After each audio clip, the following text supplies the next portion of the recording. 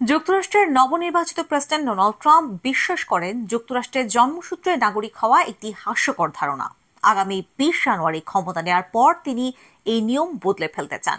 আর এটা করা হলে ট্রাম্পের আমলে আর কেউ জন্মসূত্রে যুক্তরাষ্ট্রের নাগরিক হতে পারবেন না।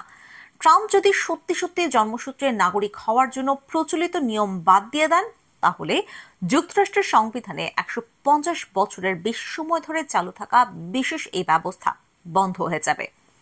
এই নিয়ম অনুযায়ী যুক্তরাষ্ট্রের সীমানায় জন্ম নেয়া যে কোনো শিশু জন্মসূত্রে মার্কিন নাগরিকত্ব পেয়ে থাকে। ওই শিশুর বাবা মা যে দেশেরই নাগরিক হন না কেন, নবজাতক মার্কিন নাগরিক বিবেচিত হয়। ট্রাম্পের হাত ধরে এই নিয়ম দ্রুত পরিবর্তনের সম্ভাবনা দেখা দিয়েছে। এই বিষয়ে ট্রাম্প একটি সাক্ষাৎকারে বলেছিলেন, আমরা এটা বদলে ফেলতে চলেছি। প্রেসিডেন্ট হিসেবে নিজের প্রথম মেয়াদেও এ বিষয়ে সোচ্চার হয়েছিলেন ট্রাম্প। তবে নিয়ম বদলের মতো কঠোর কোনো পদক্ষেপ তখন তিনি নেননি। এখন নিয়ম পরিবর্তনের কথা তুলেছেন ট্রাম্প। নয়াদিল্লির আইনি পরামর্শক প্রতিষ্ঠান সার্কেল অব কাউন্সিলর্সের অংশীদার রাসেল স্টেমেটস বিজনেস স্ট্যান্ডার্ডকে বলেন, বিশ্বের প্রতিটি দেশ এই নিয়ম অনুসরণ করে না। ট্রাম্প ও তার সমর্থকেরা বলছেন এই নিয়মের অপব্যবহার করা হচ্ছে। যুক্তরাষ্ট্রের মতো একটি দেশের নাগরিক হওয়ার জন্য আরো কঠোর মানদণ্ড থাকা উচিত। মার্কিন সংবিধানের 14তম সংশোধনীর মাধ্যমে জন্মসূত্রে নাগরিকত্বের অধিকার সংরক্ষিত রয়েছে। কাজেই দেশটিতে এটা সাংবিধানিক আইন। এতে পরিবর্তন আনতে গেলে ডোনাল্ড ট্রাম্পের হবু প্রশাসনকে বেশ কিছু উল্লেখযোগ্য আইনি চ্যালেঞ্জের মুখে পড়তে হবে। ডোনাল্ড ট্রাম্পও এই নিয়মের ঘোর বিরোধীরা মনে করেন এটা এখন রীতিমতো বার্থ ট্যুরিজম বা জন্ম পর্যটন হয়ে দাঁড়িয়েছে। অর্থাৎ উল্লেখযোগ্য সংখ্যক অন্তঃসত্ত্বা নারী শুধু সন্তান জন্মদানের জন্য যুক্তরাষ্ট্রের সীমানায় প্রবেশ করেন। এর ফলে ওই সন্তান জন্মসূত্রে যুক্তরাষ্ট্রের নাগরিক হয়ে যায়।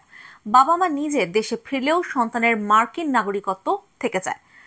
নাম্বারস ইউএস এর গবেষণা পরিচালক এরিক রুয়ার্ক বার্তা সংস্থা এপিকে বলেন, শুধু সীমান্ত অতিক্রম করা এবং একটি সন্তান থাকায় কাউকে নাগরিকত্ব দেওয়াটা মোটেই সমীচীন নয়।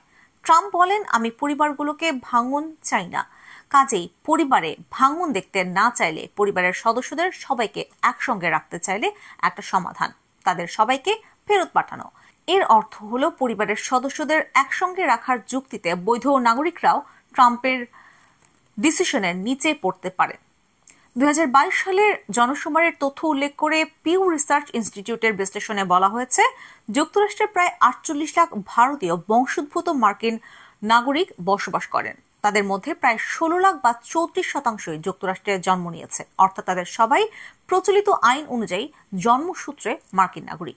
এখন ট্রাম্প যদি জন্মসূত্রে নাগরিকত্ব পাওয়ার প্রচলিত নিয়মে পরিবর্তন আনেন, তাহলে এই প্রায় 16 লাখ ভারতীয় বংশোদ্ভূত মার্কিন নাগরিক সরাসরি ক্ষতির মুখে পড়বেন। যা হোক, মার্কিন প্রেসিডেন্ট এককভাবে সংবিধান সংশোধন করতে পারবেন না।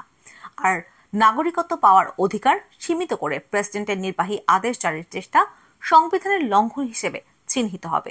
এটা একটা আশার কথা। অভিবাসনপন্থী হিসেবে পরিচিত ক্যাটো ইনস্টিটিউটের ভাইস প্রেসিডেন্ট অ্যালেক্স নাওরাস্তে বার্তা সংস্থা এপিকে বলেন, আমি ডোনাল্ড ট্রাম্পের এমন অবস্থানকে খুব একটা গুরুত্ব দিই না। তিনি প্রায় 1 দশক ধরে একথা বলে আসছেন।